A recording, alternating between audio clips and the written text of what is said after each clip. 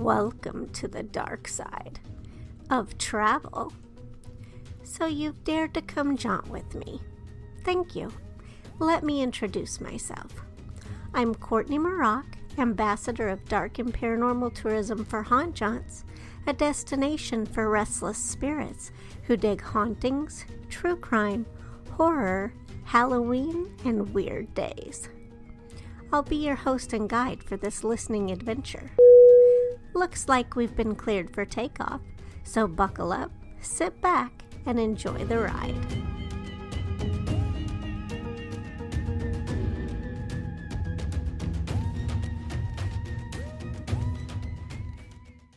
Curmudgeon's Day, observed annually on January 29th, is one of the sillier days that I've included on the Weird Holidays and Observances page. But what's its story? Who started it and why? And what is a curmudgeon exactly, and where did that word come from? Let's start with what's a curmudgeon. The Oxford Dictionary defines a curmudgeon as a bad-tempered person, especially an old one. Such a funny name, not to mention a fun word to say for a grumpy Gus, right? Curmudgeon's Day celebrates, or maybe reveres, the cantankerous, grouchy, miserly naysayers amongst us.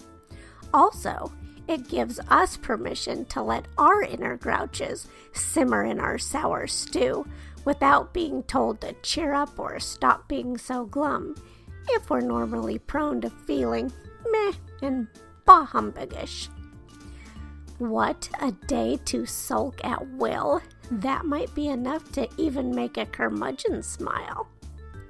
As you can tell from my voice, or if you've ever seen my videos, I'm a curmudgeon I am as far from as can be, most days.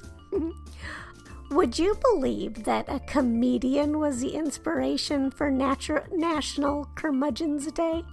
According to vocabulary.com, January 29th was selected as the date in honor of W.C. Fields, the famous comedian. Well, he used to be famous. I don't know how many people know about him now, but he was born on January 29th in 1880.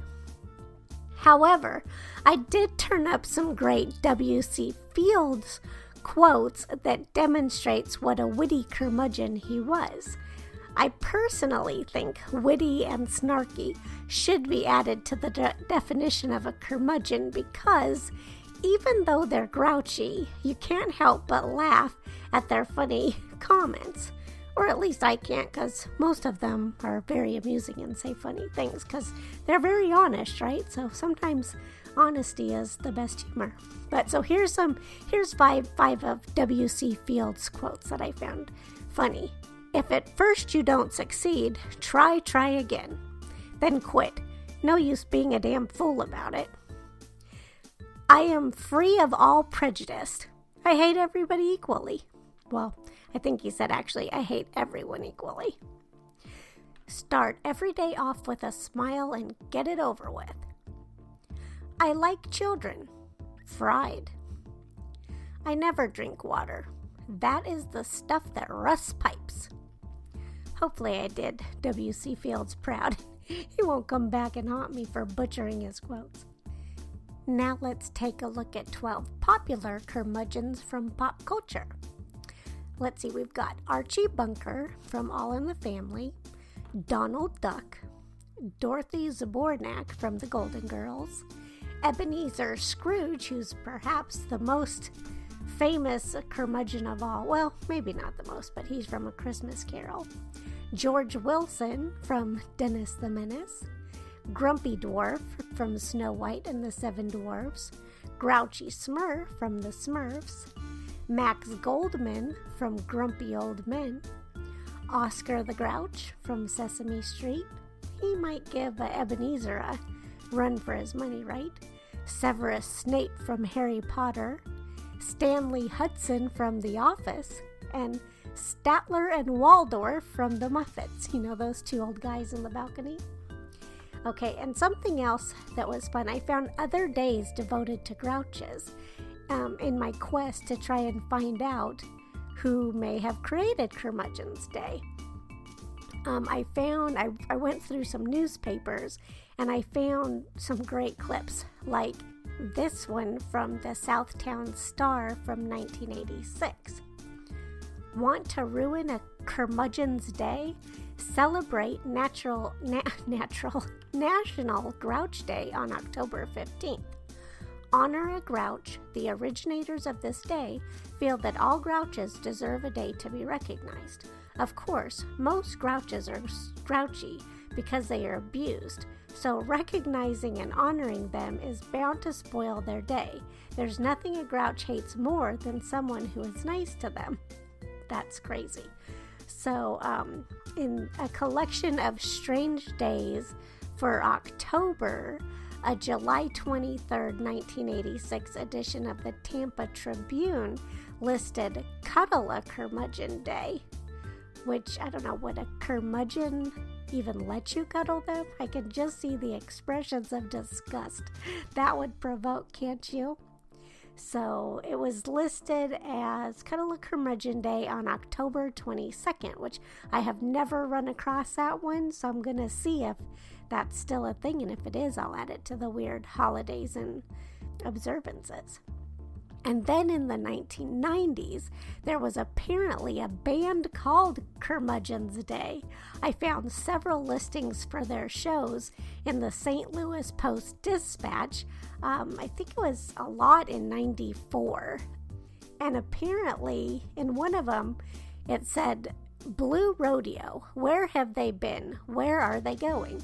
This country rock band from Toronto had a wave of critical acclaim wash over it a couple of years ago, then went sliding into relative obscurity. Its fans wonder why. And then it tells where they were going to be playing, and it says, appearing with Curmudgeon's Day. So then I found a review, sort of both of their performances, and it said if Blue Rodeo could focus its songwriting in a more memorable direction, it could become a truly noteworthy group. As it was, it provided a pleasing evening of well-played music. The opening act, Curmudgeon's Day, made me feel curmudgeonly.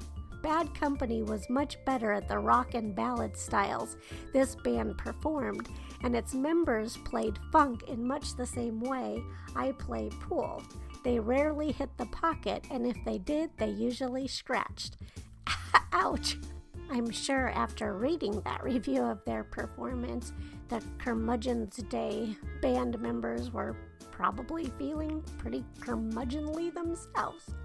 The first modern-day newspaper reference I found for Curmudgeon's Day came from a January 28, 2013, 5 Things You Need to Know This Week column in the Times Leader. It's from Mr. Grumpy Pants, and he says, you darn kids, get off my front page now. Go away, scat, shoo.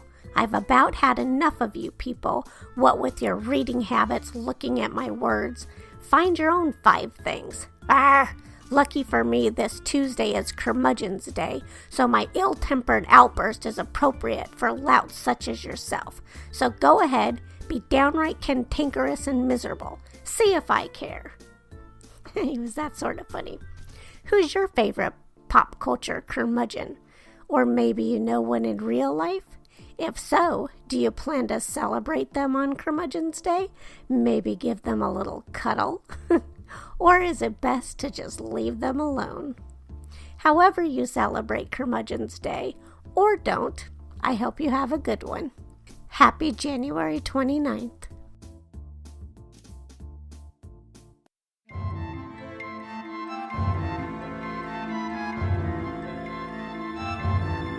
You've been listening to Haunt Jaunts, a podcast for restless spirits. My name is Courtney Mroch, and it's been my pleasure to be your host and guide for this audio journey. Did you like what you heard?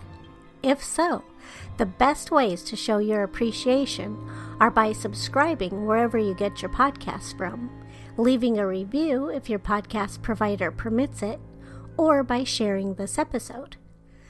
If you're curious about the music, Almost all of it comes from filmmusic.io, unless otherwise specified in the show notes, which is also where all artist and song titles are listed. And if you'd like to continue exploring with me beyond the podcast, you can always jaunt with me online anytime at hauntjaunts.net or socially on Instagram and YouTube. I sure do appreciate you taking the time to sail the airwaves with me. Until our paths cross again, ciao for now.